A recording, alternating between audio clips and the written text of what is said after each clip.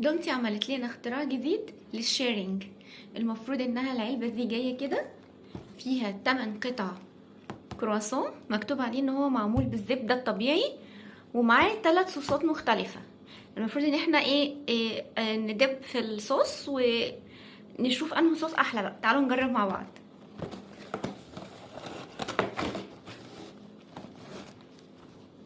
المفروض الصوصات اللي موجودة صوص كريمة المانجا وكريمة الفستق وصوص شوكولاتة بيضة، والكرواسون فيها 8 صغننين.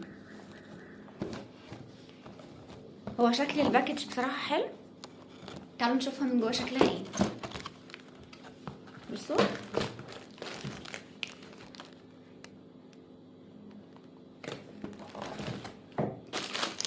كرواسون يعني قد كف ايدي تعتبر او اصغر شويه.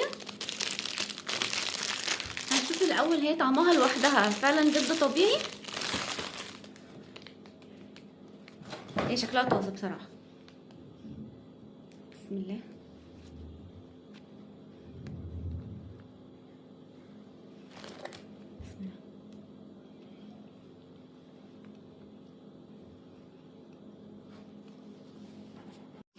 الكرواسون طعمه حلو وطازه، في تسكيره كده شويه، طعم كرواسون دومتي اللي احنا عارفينه عادي يعني، بس ممكن يكون في سنه فعلا زبده زياده بس مش قوي يعني.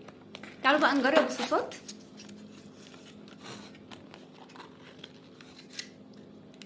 دي كريمه المانجا،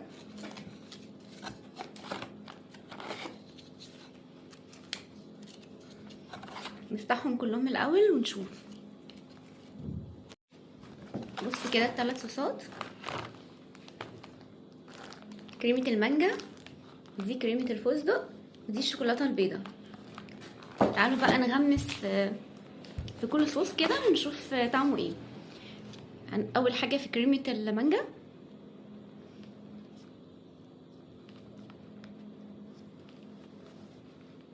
بسم الله.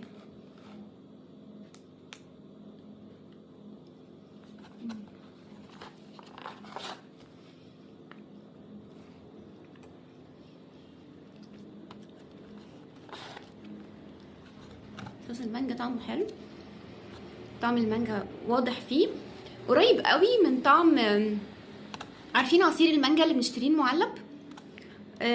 قريب منه قوي، مش اللي هي المانجا بقى الطبيعي اللي بنعصرها وكده، لا هو قريب قوي من طعم العصير العنب، بس هو طعمه حلو وواضح.